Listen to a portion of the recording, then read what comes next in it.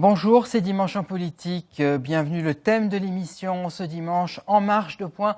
Premier bilan avec un principe très simple, deux invités qui sont deux députés de La République En Marche, récemment élus, et puis deux contradicteurs. Je vous présente tout de suite donc les invités sur ce plateau. Fabien Matras, bonjour, vous êtes député du Var de la 8e circonscription, très exactement. Sereine Mauborgne, bonjour.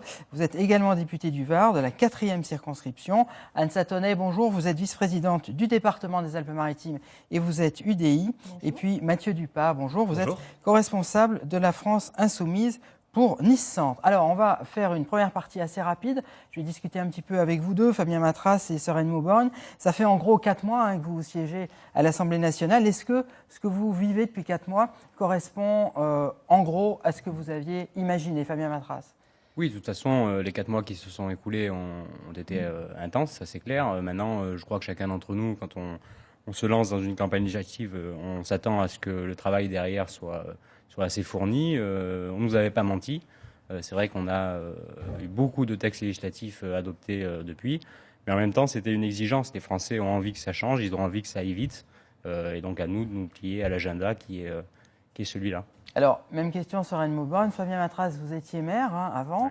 Vous venez de la société civile, puisque vous étiez infirmière. On a fait des portraits de vous sur François Côte d'Azur. Là aussi, est-ce que ça correspond un petit peu à ce que vous aviez imaginé, ce monde que vous avez découvert? Oui, alors moi j'avais la chance d'être infirmière. On a déjà une bonne capacité de travail à la base. Effectivement, oui, je m'imaginais que ce serait très dense. Effectivement, moi j'ai un petit déficit par rapport à Fabien de rencontres avec les élus locaux, les acteurs locaux, puisque effectivement je viens d'un monde qui n'était pas celui de la politique. Mais on était prêts, donc voilà, le président nous avait bien mis notre responsabilité entre les mains et on l'assume pleinement. Alors vous avez travaillé tous les deux, on verra notamment, Fabien Matras, vous êtes porte-parole du groupe de la majorité présidentielle sur l'ensemble des budgets de sécurité nationale, vous travaillez beaucoup en commission, on verra des images au cours de cette émission, Sereine Mauborgne également. Alors on va faire plusieurs parties dans cette émission, on va parler de thèmes qui concernent la Côte d'Azur. Le premier thème, c'est la CSG, la hausse de la CSG et les conséquences sur les retraités. On va voir un tableau très simple, c'est les seniors en PACA. Il y a 10% des seniors en PACA qui sont au-dessous du seuil de pauvreté. On l'imagine pas souvent, mais c'est le cas dans les Alpes-Maritimes et c'est le cas dans le Var. Il y a des retraités qui ne sont pas aisés du tout et dont on dit donc qu'ils vont être particulièrement impactés par la hausse de la CSG. Vos deux contradicteurs vont vous poser des questions là-dessus. Je rappelle le principe, la hausse de la CSG doit être normalement compensée par des baisses de cotisations sociales et par la suppression de la taxe d'habitation. Le problème, c'est que les retraités ne payent plus, non plus de cotisations sociales. C'est tout le débat. Alors, je vais donner la parole d'abord à Mathieu Dupas et ensuite à Anne Satonnet. Mathieu Dupas. Oui, alors effectivement, je vous remercie d'avoir rappelé ces chiffres sur la proportion de retraités qui sont en deçà du seuil de pauvreté. Et moi, je voudrais surtout souligner que derrière l'aspect un peu punitif de cette décision, de cette hausse de la CSG à l'égard des retraités, ce qui est à l'œuvre, c'est une réforme lourde, profonde et je dirais, hélas, assez dogmatique de notre système de protection sociale. Vous savez que depuis le Conseil national de la résistance, la protection sociale, la sécurité sociale est financée par les cotisations sociales des employeurs et des salariés. Et aujourd'hui, on baisse ces cotisations sociales-là et on demande aux retraités qui, eux, avaient cotisé lorsqu'ils étaient eux-mêmes actifs, de contribuer, de payer à la place des cotisations sociales et des employeurs, en plus avec un impôt qui est très injuste puisque la CSG est un impôt à taux uniforme et pas du tout un impôt progressif. Alors, Anne, vous deux répond et ensuite Anne Satonnet. Oui, moi je veux bien répondre, mais déjà on ne peut pas dire qu'on fait peser sur les retraités la hausse de la CSG, parce qu'il n'y a pas que les retraités qui seront concernés par la hausse de la CSG, mais l'ensemble des contribuables. Donc déjà, ce n'est pas une mesure qui est discriminatoire et qui vise les retraités.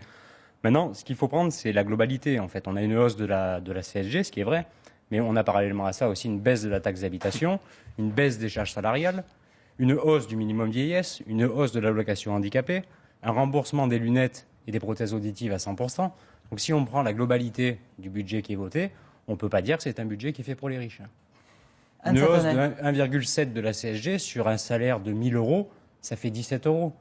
Si vous ramenez ça à la suppression de la taxe d'habitation, on voit que la personne qui va payer 17 euros de plus de CSG sera vraiment gagnante, parce que la taxe d'habitation, c'est beaucoup plus que 17 € par mois. Anne Satonnet. Alors, tout d'abord, il y a à peu près, sur les 8 millions de retraités, à peu près seulement 600 000, et c'est le rapporteur de la Commission des finances qui le dit, 600 000 personnes retraitées qui vont pouvoir bénéficier de la compensation. Certaines parce qu'elles ne payent pas la taxe d'habitation, d'autres pour d'autres raisons. En tout cas, la plupart des retraités ne seront pas compensés par la taxe d'habitation. La CSG ne sera pas compensée par la taxe d'habitation. Lorsque vous dites 1,7, j'aimerais qu'on s'entende sur cette question. 1,7, ça n'est pas 1,7%. C'est 1,7 de plus de CSG. C'est-à-dire qu'en réalité, les gens qui vont être taxés, les retraités qui vont être taxés au titre de la CSG, ça va représenter en gros environ 20% de plus d'augmentation de la CSG qu'ils payent déjà aujourd'hui. Parce que 1,7, lorsque vous avez une CSG, si je prends la CSG sur les salaires, par exemple, on va être autour de 7%, on va passer autour de 9 avec 1,7. Vous êtes d'accord avec moi, ça fait pas 1,7% de plus, ça fait bien une augmentation de 20%. Simplement, qu'est-ce que l'on dit à tous ces retraités, et c'est l'essentiel d'entre eux, puisque 3,9 millions vont être partiellement, 3,9 millions retraités vont être partiellement compensés. Pour 600 000 d'entre eux, ça va être compensé, et pour tout le reste, ça va pas l'être. Donc, qu'est-ce qu'on dit à tous ces retraités, et qu'est-ce qu'on dit notamment, je prends l'exemple de ce département, aux 14 000 personnes âgées qui sont aujourd'hui en EHPAD, en établissement de retraite, et qui, elles, ne paient pas de taxe d'habitation, et qui donc par là même ne seront pas compensées et vont devoir payer davantage, alors que bien souvent déjà elles n'arrivent pas à payer l'EHPAD, la maison de retraite dans laquelle elles se trouvent, et les familles sont obligées de venir en compensation. Voilà. Est-ce que vous pensez que c'est une politique sociale ?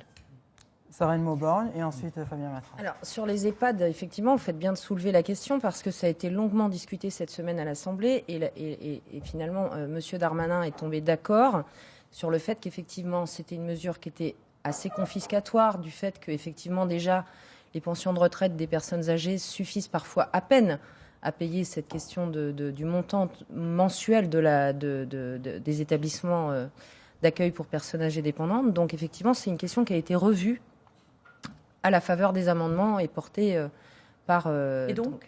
Et donc, c'est une mesure qui est compensée. On a compensé pour les personnes âgées qui pour sont les personnes qui en sont EHPAD. dans les établissements de retraite publics, privés, associatifs. Il y a un autre dossier aussi que vous n'avez pas soulevé, mais qui est tout à fait intéressant sur la question des aidants. Les personnes qui bénéficient de la PCR, en fait, qui est une compensation qui est donnée pour les aidants qui compensent les personnes dépendantes et qui perçoivent une rémunération pour cela. Et cette rémunération, en fait, est assimilée à un revenu du capital et non pas à un salaire. Donc, ils avaient une augmentation majeure de la CSG.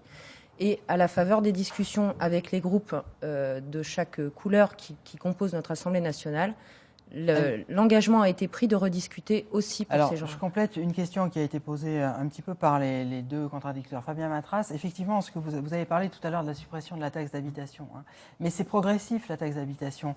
Anne Satonnet en parlait justement, le rapporteur de la Commission des finances l'a expliqué ça aussi. Elle est progressive, donc là en 2018, ce ne sera pas compensé totalement. Donc les retraités, ils vont forcément perdre de l'argent. Déjà, il ne faut pas tout mélanger. Les 600 000, le chiffre dont on parle, ce n'est pas ceux qui seront pas compensés. Les 600 000, c'est ceux qui sont en dessous du seuil, qui, eux, bénéficieront de l'exonération de la CSG. Ils sont 600 000. Et après, tout le reste des retraités, en effet, n'est pas concerné par le seuil de 1 300 € à peu près, en dessous duquel on ne sera pas concerné par la hausse de la CSG. Et cela, c'est la réforme de la taxe d'habitation qui viendra compenser. La réforme de la taxe d'habitation, on ne payera plus la taxe d'habitation à partir en dessous de 2 500 € pour une personne seule, retraitée ou pas, et 4 000 € pour un couple.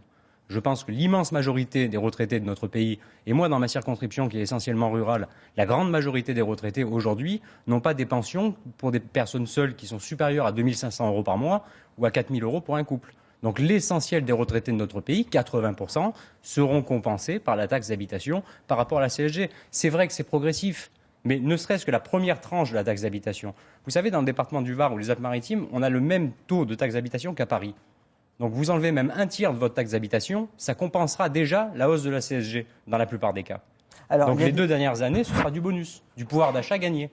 Anne Satonnet. Monsieur Matras fait allusion à sa circonscription et je sais que vous étiez maire d'une commune jusqu'à présent. Qu'est-ce que vous dites en tant que député de la majorité d'Emmanuel Macron? Qu'est-ce que vous dites aujourd'hui aux maires des communes rurales? Et mon canton compte 48 communes avec des maires, notamment beaucoup de maires et de communes rurales. Qu'est-ce que vous dites, vous, aujourd'hui, aux maires des communes rurales à qui on dit non seulement on supprime la réserve parlementaire, mais on supprime les emplois aidés du jour au lendemain, et également on supprime la taxe d'habitation dont on nous dit qu'elle va être compensée par l'État, et on sait bien, nous, collectivités territoriales, dans le département des Alpes-Maritimes, je donne un seul exemple, le RSA devait être compensé quand il nous a été transféré à hauteur de 90 millions d'euros. Aujourd'hui, nous sommes à 140 millions, je crois, d'euros de dépenses de RSA, et bien entendu, l'État continue à ne compenser que 90 millions. Qu'est-ce que vous répondez aux maires des communes rurales sur ces questions? Vous faites bien de m'interroger parce que dans la semaine, j'ai envoyé justement un courrier à l'ensemble des maires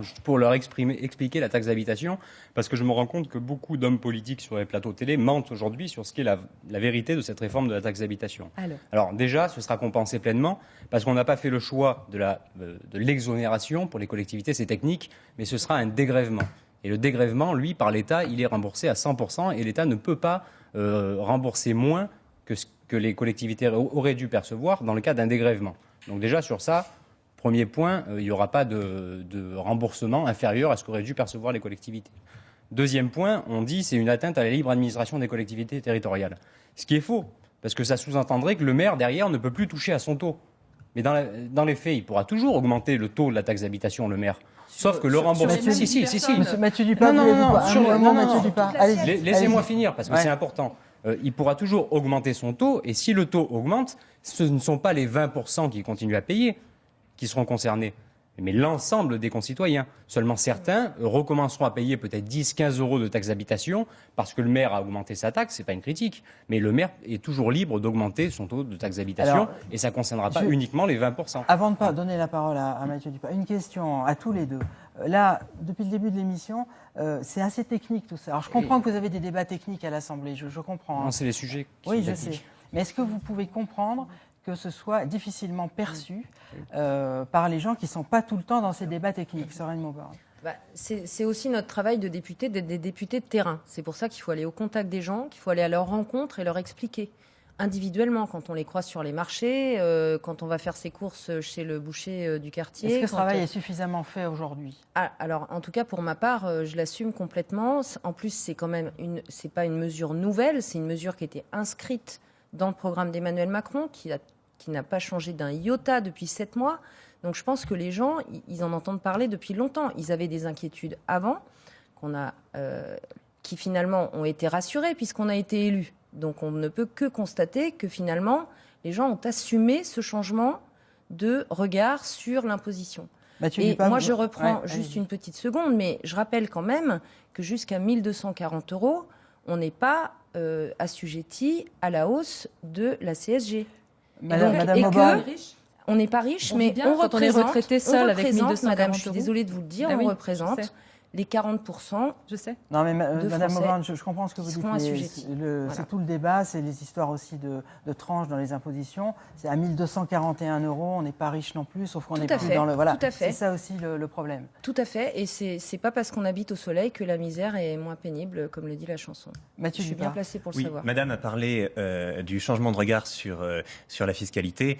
Il y a quand même un élément qui est très fort dans le budget de la nation, c'est la suppression de l'impôt de solidarité sur la fortune. Moi, je me souviens que l'été dernier, on a eu une baisse des APL de 395 millions d'euros. Et là, on nous annonce 400 millions d'euros qui iront dans la poche des 1000 contribuables les plus fortunés. Ça me fait un peu penser à ce film avec Louis de Funès, La folie des grandeurs, où il disait les riches, c'est fait pour être très riches et les pauvres pour être très pauvres.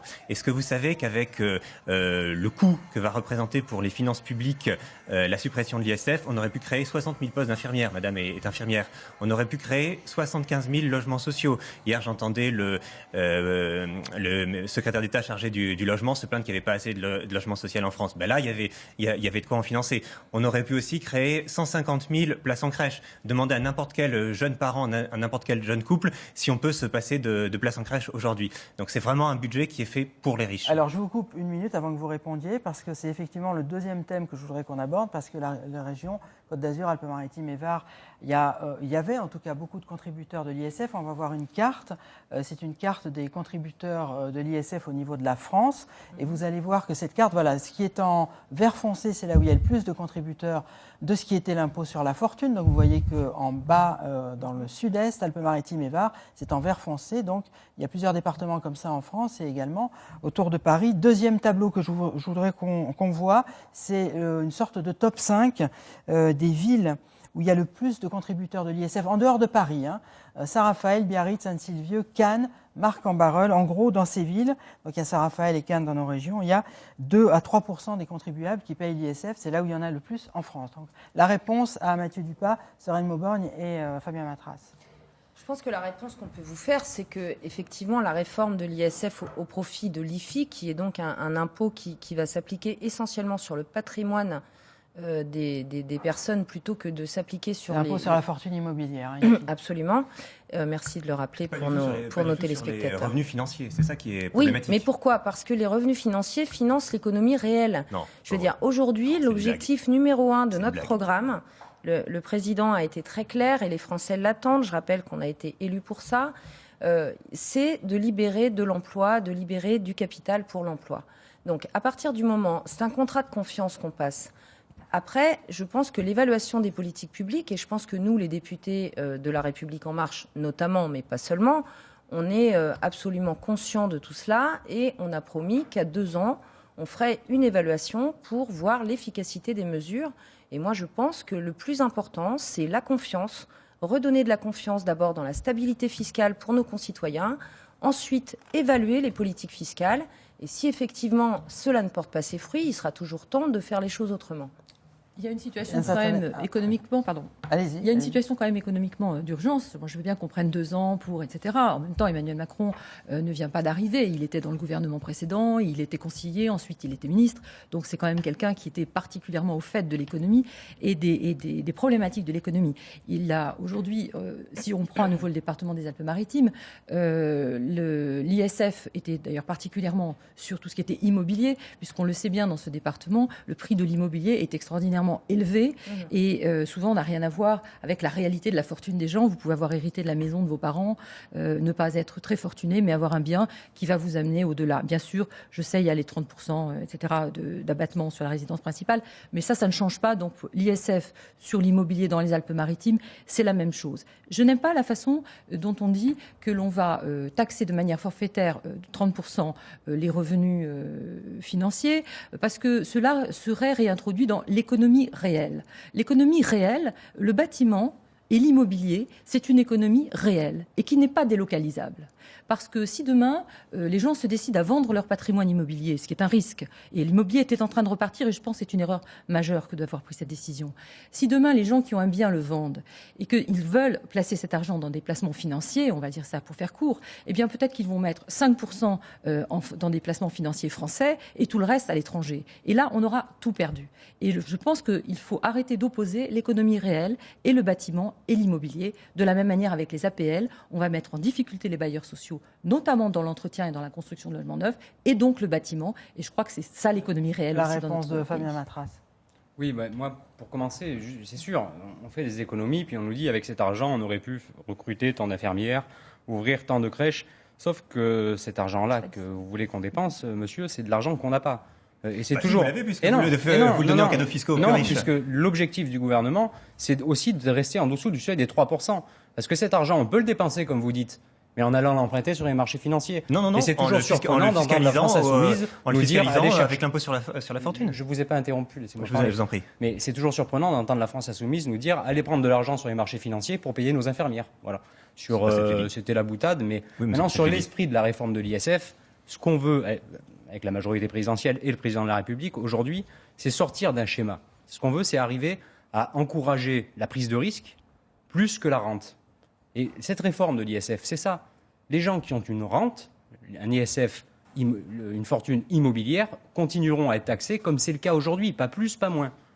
En revanche, tous ceux qui souhaitent investir de l'argent dans l'économie et le relancer dans le circuit économique, ceux-là bénéficieront d'un allègement puisqu'ils ne payeront plus l'ISF. Mais il y a des tas de start-up aujourd'hui ou des tas de PME qui ont besoin de fonds propres pour investir, qui ont besoin d'aller chercher de l'argent pour investir. Eh ben, les Français qui ont du patrimoine pourront investir dans l'économie. Mathieu Dupont. Oui, alors, monsieur et madame nous disent que les cadeaux fiscaux qui sont faits aux riches vont permettre d'être investis dans l'économie réelle. Mais dans la vraie vie, c'est pas comme ça que ça se passe. Il y a quelques années, 33% des bénéfices des entreprises étaient allés dans les dividendes des actionnaires et tout le reste allait dans l'économie réelle. Aujourd'hui, c'est plus du tout cette proportion-là. Aujourd'hui, on a 60% des bénéfices des entreprises qui vont dans les dividendes et la rémunération des actionnaires et pas du tout dans l'économie réelle. Je vais vous donner un exemple très concret, local. À quelques kilomètres de là où nous enregistrons, vous avez Sophia Antipolis, une entreprise qui s'appelle Galderma, qui a bénéficié pendant des années de cadeaux fiscaux un peu dans le même genre que ceux que vous êtes en train de faire. Elle a bénéficié de 68 millions d'euros de crédit impôt recherche, sans compter le CICE, qui était l'autre imposture fiscale créée sous Hollande il y a quelques années. Et aujourd'hui, qu'est-ce qu'elle fait, cette entreprise? Elle licencie 400 personnes et elle dit aux autres, on veut bien vous garder, mais à condition que vous vous délocalisiez en Suisse. La vérité, c'est que les grands groupes aujourd'hui, ils ont une stratégie financière qui est « prends l'oseille et tire-toi ». Je trouve que c'est un peu dommage de continuer à leur donner comme ça de l'oseille.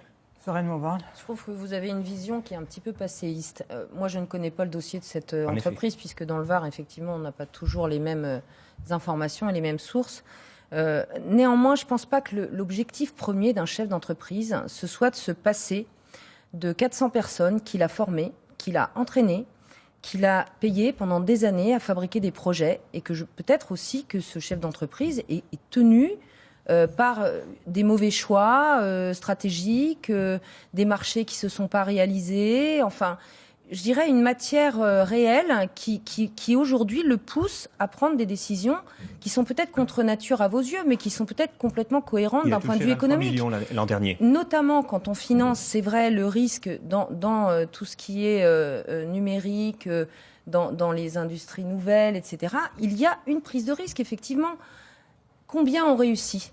Est-ce que parfois on fait le calcul de combien on réussit grâce aux mesures que les différents gouvernements ont prises en faveur de la recherche, du développement, du numérique, etc. Il y a aussi énormément de start-up qui ont réussi. Une question que je vous pose à tous les deux, puisqu'on parlait tout à l'heure de l'ISF. Je reviens sur l'ISF. On a vu les villes tout à l'heure. Il y avait Saint-Raphaël, il y avait Cannes. Alors les gens qui payaient l'ISF à Saint-Raphaël et à Cannes, donc ils ne vont plus le payer. Ils auront cet IFI, impôt sur la fortune immobilière, d'accord. Mais qu'est-ce qui vous prouve, qu'est-ce qui vous garantit que l'argent qu'ils vont récupérer de l'ISF, ils vont l'investir dans l'économie réelle? Moi, c'est ça que je n'arrive pas à comprendre.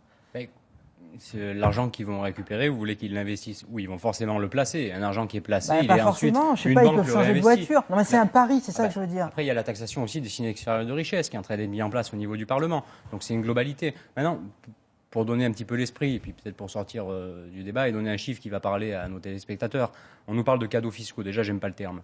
Mais c'est vrai que l'ISF, la réforme de l'ISF, c'est 3 milliards d'euros qui est réinjecté pour les plus riches, comme vous dites. Si on fait la somme maintenant de la réforme de la taxe d'habitation, de la fin des charges salariales, les lunettes, les prothèses auditives, la revalorisation du minimum vieillesse et de l'allocation handicapée, on est sur plusieurs dizaines de milliards d'euros qui sont rendus aux Français. Donc vous voyez les échelles. 3 milliards d'un côté pour l'ISF, plusieurs dizaines de milliards d'euros de l'autre. Donc on ne peut pas nous dire qu'on fait un budget pour les riches. Tout à l'heure. Oui, j'entendais Fabien Matras nous Il nous reste disait très peu de temps, allez-y. que nous avions affaire à une politique nouvelle. Voilà. Moi, j'ai l'impression d'assister à une opération marketing permanente. Pardonnez-moi, Henri Migou, mais et avec les médias qui souvent, et je ne le dis pas pour vous, mais qui souvent accompagnent à grand bruit une politique dont l'action est quand même extrêmement en retrait par rapport au discours. La réalité du budget que vous venez de voter, c'est quand même 14 milliards de plus de déficit, et on va aller chercher, et vous allez chercher, le gouvernement va chercher pour rester avec un déficit convenable entre guillemets, demande des efforts aux collectivités et demande des efforts à travers aux personnes à travers la CSG notamment. Donc, il ne reste pas de temps.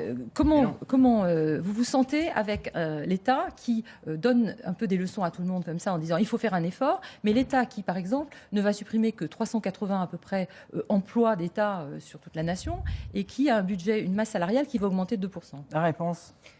La question, elle n'est pas très compliquée finalement. Si on reprend, parce que on peut donner des leçons, se poser en grand théoricien des choses à faire. Mais moi, ce que je constate, c'est que si on prend les 20 dernières années, je veux dire, on n'a jamais revalorisé l'allocation adulte handicapé, ou quasiment pas. On n'a quasiment pas touché au minimum vieillesse. Ça, Vous pouvez dire de combien elle est revalorisée et quand elle le sera? 100 € au 1er janvier. C'est acté tel quel. C'est pas tout à fait 100 € et c'est un peu plus tard que le 1er janvier, c'est l'année d'après. C'est en 2 fois. Non, c'est au 1er janvier, ça c'est certain. C'est Et une bonne deuxièmement, sur l'ISF, je veux dire, que ne l'a-t-on pas fait plus tôt s'il fallait la supprimer? Et M. Macron était ministre. Non. Et il était dans le gouvernement précédent. Non. Ça, c'était une proposition des Républicains et qui n'a jamais été mise en œuvre. Voilà. Moi, je dis qu'aujourd'hui, on a le courage de regarder en face la situation et de prendre les décisions avec de la mesure et de l'objectif. Je vous remercie. On a fait la totalité de l'émission, on aurait pu parler 2 heures, mais c'est la règle du genre. Merci à tous les 4 d'être venus et d'avoir débattu. La semaine prochaine, vous retrouverez Nathalie Layani pour un autre Dimanche en politique. Très bel après-midi sur France 3. Au revoir.